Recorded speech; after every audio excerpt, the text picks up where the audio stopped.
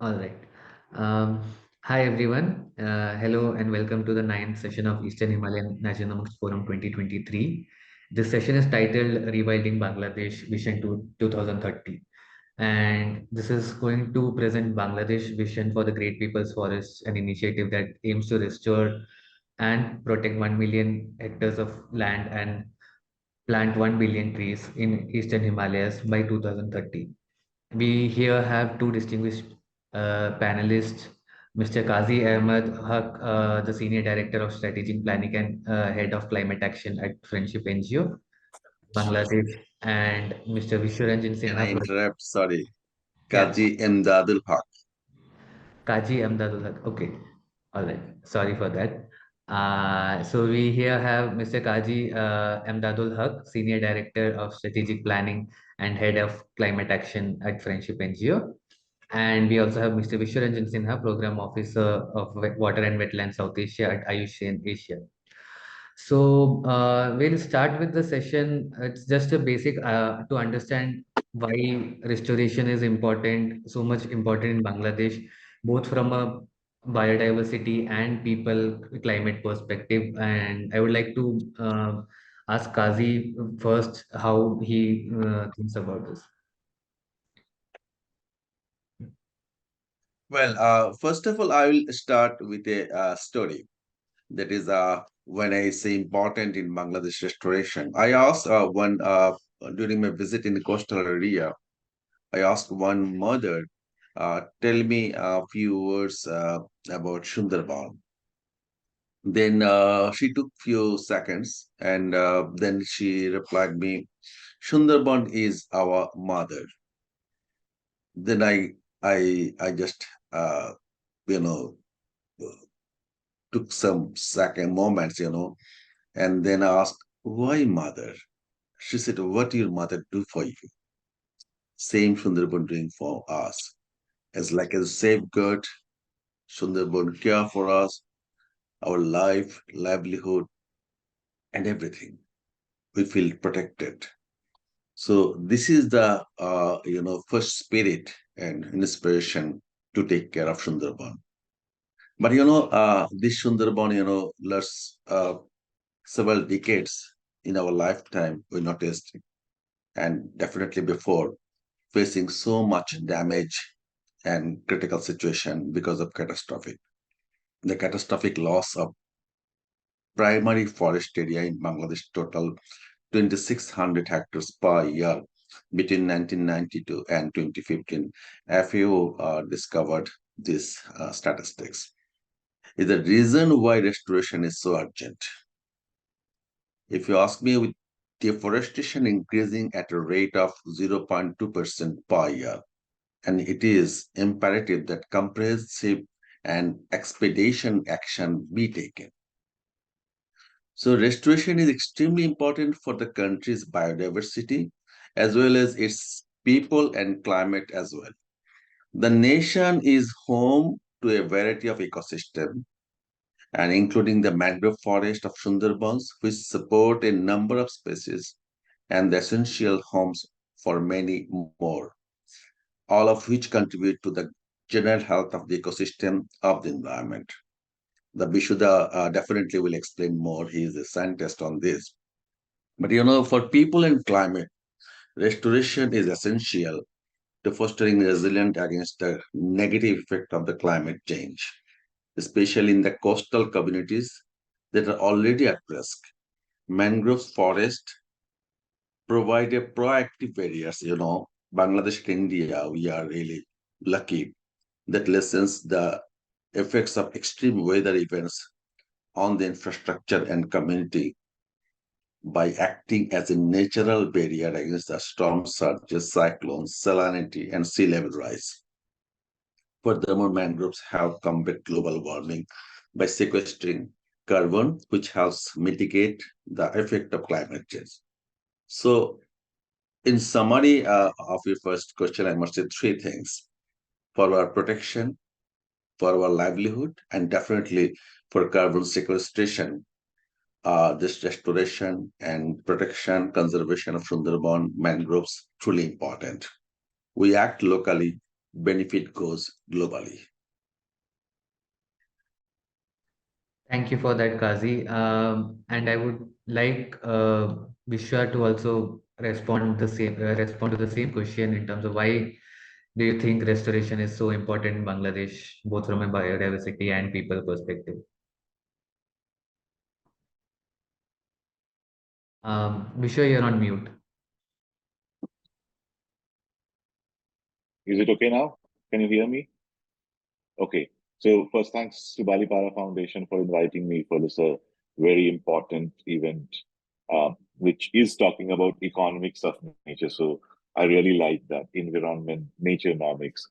Uh, Kazi Bhai has already highlighted very rightly what are the priorities and issues that Bangladesh is facing. If we look at the records also, Bangladesh was among the top 10 countries most impacted by climate change between 2000 to 2019, as per the Global Climate Index. Bangladesh also is one country where most of the population depends on the primary sector, which is fisheries, agriculture, forestry, basically mostly in the coastal area when we have the mangrove forest. So, I mean, in one line, if I have to say why restoration is important, so it is important to protect the multiple values of ecosystems, which has become more important in the context of climate change. So, what are these multiple values we are talking about? So, it's about the water service. It's about ensuring buffering against the climate. So, a lot of regulatory service which we don't even see at times the role that ecosystem is playing in ensuring that the climate that we live in is livable are some of the reasons of why restoration is important. Why is it important to strengthen the natural water infrastructure, ecosystem services for the future of this climate? Uh, just three, four things, like, I mean, the priorities, if we talk about. So we asked the governments in South Asia, including Bangladesh, that what are the three, four priorities for restoring nature or protecting nature? Um, and these were the things they mentioned. Top one is floods, especially for a country like Bangladesh and the disaster that it creates afterwards. Agriculture being a very important sector for the socioeconomics and the livelihoods of the local communities. It remains an important issue for government how they can ensure food security for a bigger part of population who is directly depending on fisheries, agriculture, and those sectors. And then how sea level rise and salt intrusion can be better controlled. And that's where really we still don't have big, like really a technological solution. And it seems government look at uh, mangroves and other aspects of ecosystem restoration as a strategy to deal with sea level rise and salt intrusion. Considering the one of the last one which I would like to mention is about urban water resilience. So considering that it's Bangladesh and all these countries are developing fast, a lot of urban areas are emerging, which are not very well planned. So urban water resilience has become an important issue, and that's where also the idea of nature of city comes into the picture of how you can design a city which allows the nature to live with you, which allows the waters to flow freely and don't create floods, which has wetlands, which has rivers in it. So that is it. Thank you. Thank you so much, Vishwa. On continuing with what Kazi had said about Sundarbans, I wanted to know in terms of what are some critical areas for restoration in Bangladesh, especially if you see what is the importance, especially of mangrove restoration in Sundarbans from both the people and climate perspective. If do you have any response to that, Kazi?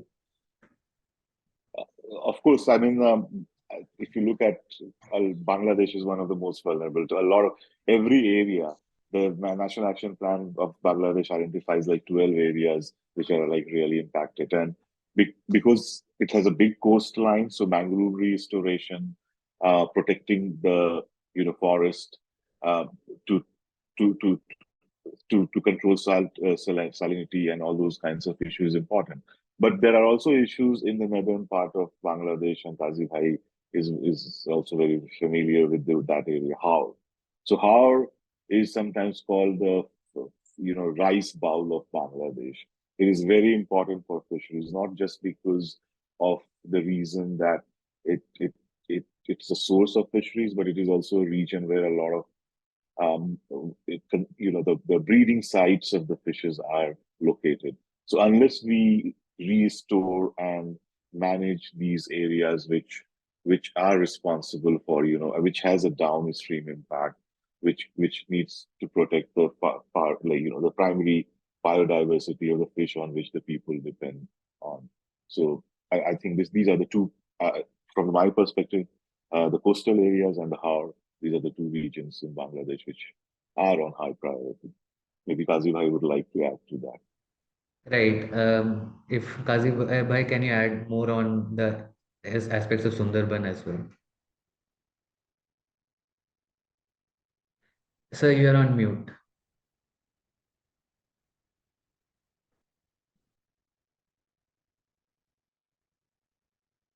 Yes, honestly, we are both India and Bangladesh. We share Sundarban, and definitely we quite aware the how important Sundarban in our day-to-day life. So, if you start, Sundarban, so far our knowledge, recent scientific knowledge around trees are representing around 22 families and 30 genera.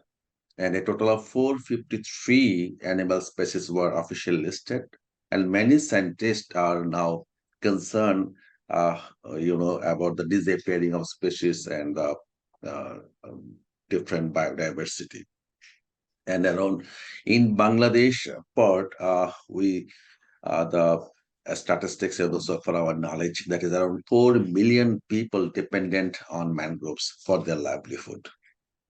And in the impacted areas, which is called Sundarban impact zone, 18% of households are directly dependent on Sundarbans.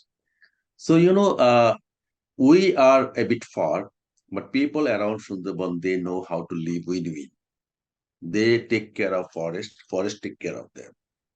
And, and considering that, uh, in 1966, the those the then government, took the initiative for coastal afforestation program in Bangladesh port.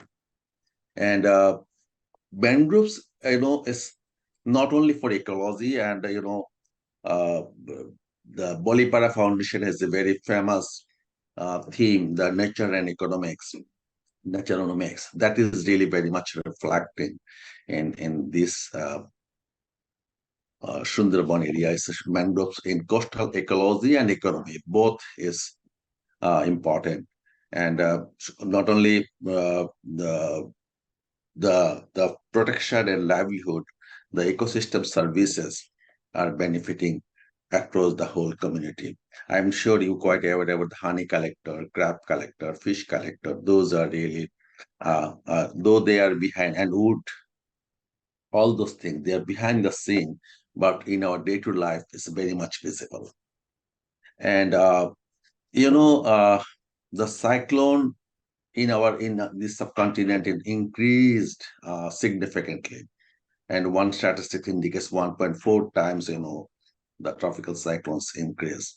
So if we don't really protect our community, and we have the only one mechanism in our hand, only one machine in our hand is the forest, is the mangroves. So that uh, we need to extend our best effort to make sure Sundarban and the forest in East Himalayan region are protected. In addition, really this community who are really dependent on the fish collection, crab, this, that. So, the Sundarban, mangroves contribute for the water nutrients and everything.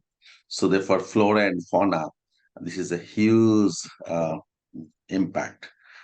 And what I should not undermine, there is the land maturation. Sundarban or mangroves is contribute for the land maturation. and by reducing the velocity of the water flow and help in setting the sediments. So considering all those things, and we should not forget the Royal Bengal tiger. So even that's also a safe ultimate destination, a safe space for them. So for our knowledge, economic contribution in Bangladesh economy, Sundarban mangroves, around $53 million per year. So we are gaining a lot, but in return, what we are doing, this is a big challenge. This is the high time to jump into it. Thank you. Thank you so much, Kazi. Now, I would like to ask Vishwa, as much as Sundarbans are important, I would also want to know more about in terms of what are some critical areas for restoration around watersheds like the Meghna Basin in Bangladesh. So I think I already mentioned about the wetland region of Bangladesh, which is the Haur region, which is located in Upper Meghna, it is called. It's the basin created by the Surma and Kushiara River, and this is a very important area, but it is also linked very much to the Indian part and what is happening in the Indian side of the river basin in terms of land use changes, but also the kind of the governance mechanism which is there to manage these wetlands in Bangladesh. So, what are the big issues and challenges that this area is facing? I mean, as I mentioned, this area is important because millions of fishermen and agriculture dependent farmers are there. This is a region which is called the rice belt. So why this area is in, like, what are the issues that this area is facing is like siltation. So land use changes, not just in India, but also in Bangladesh, is kind of leading to changes in the silt flow in the wetlands. It is getting filling it up. Productivity related to water capacity and fisheries have gone down, and this has increased the incidence of the flash floods, and especially in some urban areas like the Sylhet. One example is the 2022 flash flood actually impacted 7.2 million people across the 9 northern districts of Bangladesh, and it is not just the floods themselves, but the impact that it has afterwards in terms of destruction of infrastructure related to wash services, schools, etc. So, so this is a big issue in the Haur region, but uh, how to tackle it? It's big. It's a big challenge because then you have to collaborate with India, which is upstream, so that the things which are happening there are also considering the impacts downstream, and promoting a co-management approach. One of the policies, it's called Jal Mahal policy in Bangladesh, that promotes the selling of wetlands for fisheries extraction to the highest bidder. So what it creates is alienation of the local community. Then there are other issues, like there is not a homogeneous governance mechanism in our basin. So some wetlands are under the Ministry of Environment, others are under the fisheries, there are others which are under the land resource ministries. So then the challenge comes in that how, even if you want to protect these things as a landscape, because one of the things that we have to understand, restoration requires a landscape approach. It requires a bigger area. You are just going and planting some tree somewhere might not be helpful in mitigating the impacts of climate change or flash floods. So when you are considering the big area, how you are understanding the connections in this area. And Kazi Bhai can maybe add to it, but one of the things is important thing is, like, in these days when we are talking about nature, not make nature-based solution, what kind of a hybrid infrastructure we can have for a dynamic area like Haur, which is completely flooded with water in monsoon, and then in the dry season, people are doing agriculture in the same area. So, what could be the strategy there to manage it well? We have seen that tourism is, because it's a very beautiful area, so some wetlands tourism has become an important livelihood earner for the communities, but it also has impact related to pollutions and other things. So how we are managing those impacts, how we are bringing everyone together is going to be uh, is a challenge linked to restoration of areas like Haur in Bangladesh. Right. Thank you, Vishwa. Do you want to add something more to it, Kazi? You're on mute.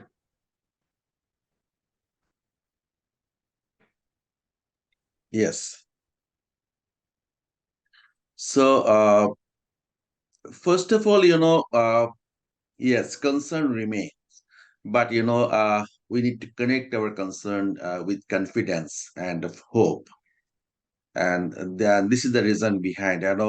We all aware, and as we show the belong to IUC, and they are global guardian for nature.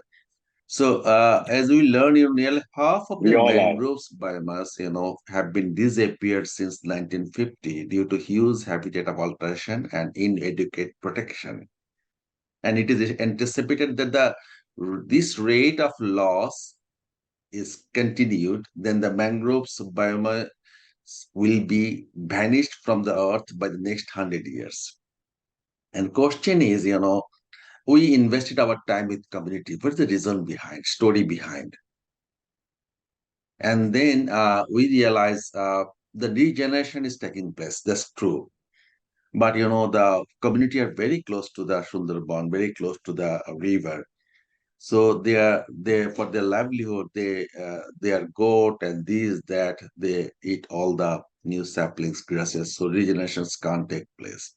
We invested our time with community, really how best really we can overcome these challenges. They agreed the way we know statistically the mangrove species over the world reported that more than 16% of species are in the state of becoming extinct and another 10% are under threat of degradation. This is the scientific statistics, but community also referring, like the golpata in this subcontinent is now disappearing. This and there are many species they are referring. So we can find the correlation between community, the way their wisdom, their learning experience, and the scientific research. Then we ask them what is the solution.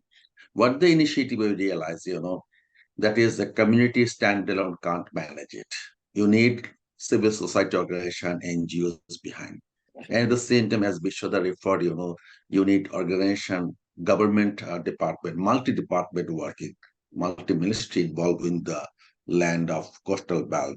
Some minister of river, water resources, minister of forest, minister of local government, many. So first we involve community, to design how really we can start this journey. And they identified some marland, close to their home, which can be used for mangrove plantation.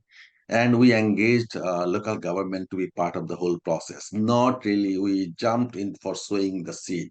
We just worked together, a tripartite relation, and they draw the map and they consider, what should the boat station for fishing, this, that, where should the mangroves and what should the fencing, all are really designed by the community and keeping a chance and opportunity every day for 1 hour they can collect grasses for their goat and others.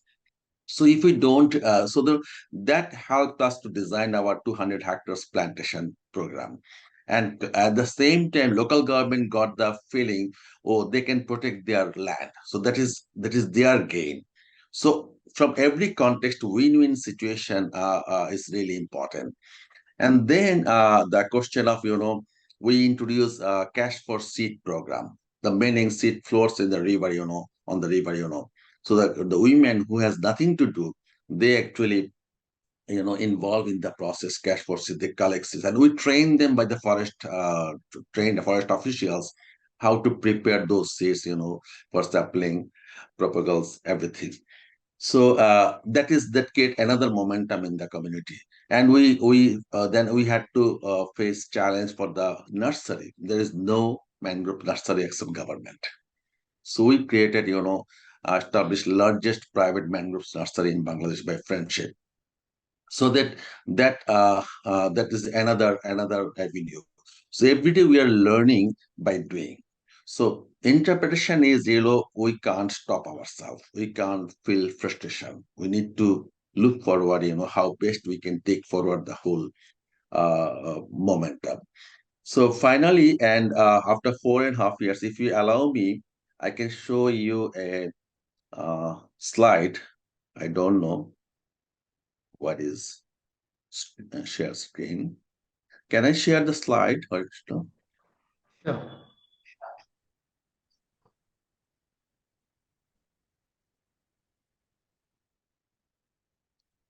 Can I? Yes, yes.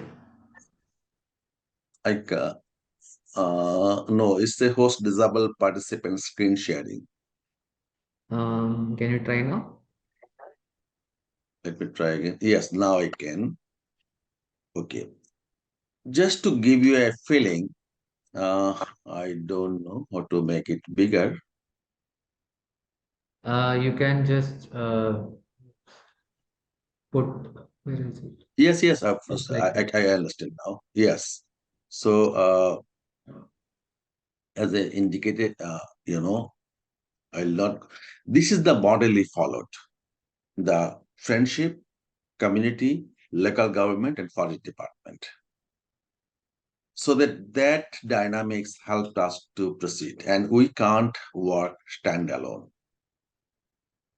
We need to connect all the stakeholders involved, and then this is the if I go the in the you see the I don't know why it's should be I mean there's a one photo missing for the technical. I don't know for technology. I have no idea. You see year one, year two, year four. So in the 4 years, this is the development. So that the road you see the two by colleagues, that break, every year this community face breaking, due to tidal surge, cyclone, these that. Now they are protected. Now this area where it's called Nakna in Bangladesh, I've been a couple of months before, and I asked people, and I noticed few people already collecting crab and fish. I asked them how much and how many they can. There are around 15 days, around 10 to 15 family per hectare. They collect crab fish from here, and per day, per family, 10 to 5 to 7, $6 they can earn. So it's a huge opportunity. I'm sure after a couple of years later, they can collect honey, they can collect leaves and other things. So this is the change we can bring in our coastal communities, so that the protection is in place, carbon sequestration in place, livelihood in place, so that what we can do, what we can make. That we can't phase out coal by we can't. That is beyond our capacity. But we can make sure the plantation forest. And when you say mangroves Bangladesh, I don't listen mangroves Bangladesh. I listen East Himalayan region. The final point is, from my side, the country itself, the political border can't help. We need to consider natural border, geographic, natural, and the region in East Himalaya. We need to make sure we are, well protected, our safeguard by the forest. Thank you. Thank you so much, Kaji. So I think most of the question which I was supposed to ask was also in terms of what roles we can bring, what roles can working in coalitions or working collaboratively play in mitigating these barriers. And I think most of Kazi has already told how the Eastern Himalayas to come together, not as countries separately. And if Vishwa, you would also have to add anything in those lines, along those lines, that would be helpful as well. And we can also like both of this is a question to both of you as well, in terms of what are the opportunities that you see for this transformation and what kind of challenges you oversee as well.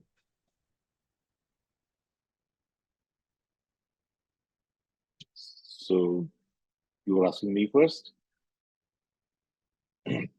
So I think at the community level, I think Azibhai has already elaborated very like clearly on what the opportunities and entry points are. If I look at from the perspective at the regional or the national level and what the governments are doing, so the first the opportunity here is to promote a better understanding of restoration, because we still see that it is something that we are exploring, but how there is this thinking and also sometimes correct that there is not enough evidence to show. I mean, mangrove is one of the best explored.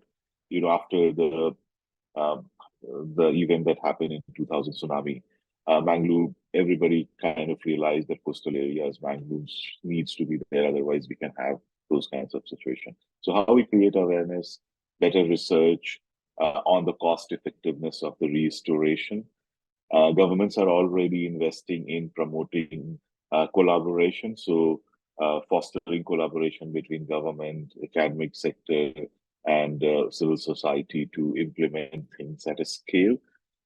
Financing is going to be one of the important issues, because when we talk about restoration, how we are funding that restoration.